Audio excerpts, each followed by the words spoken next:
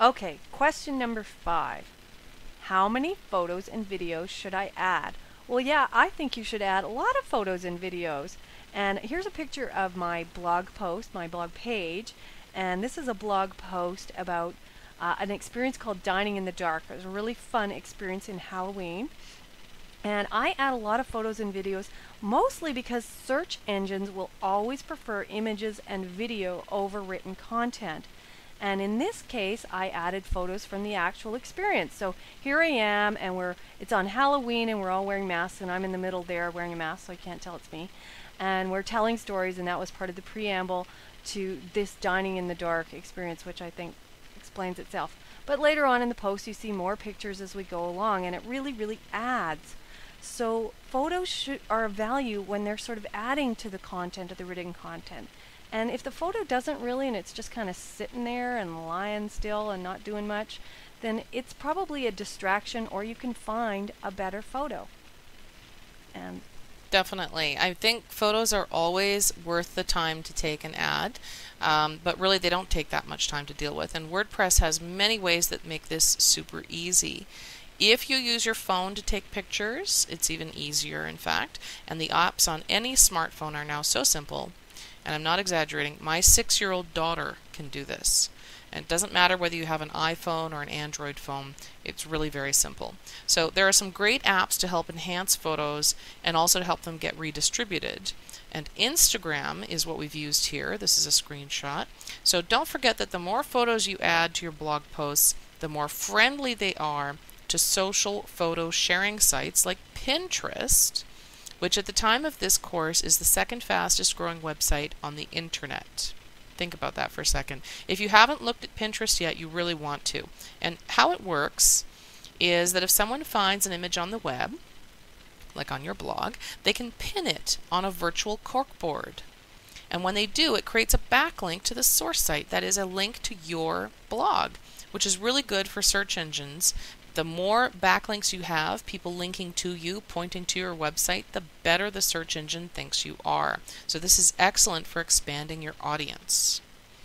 And let's just talk briefly too about where you should obtain your photos. This is actually a really important issue.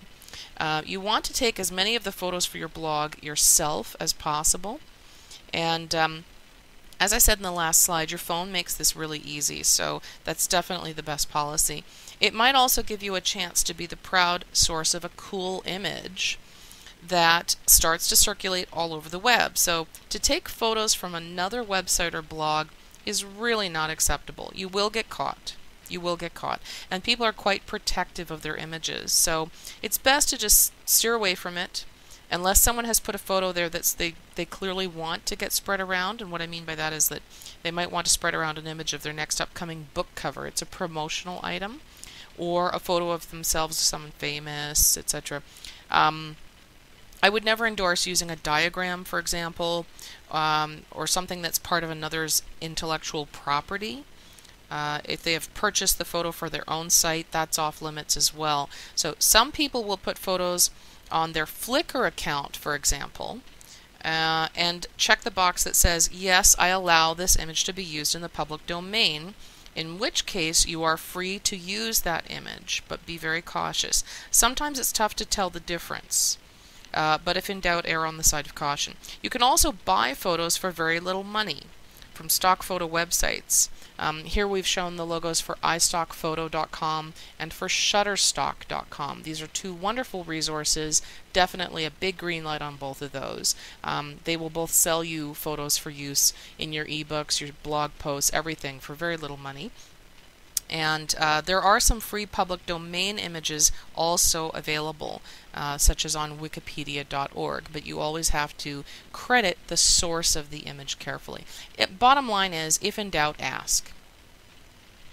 So this is actually a screenshot about tagging photos so that search engines will find them. So this is actually what you would see inside of a WordPress blog like your own, and you notice here these fields that you want to fill in. This is what would happen when you go to insert an image.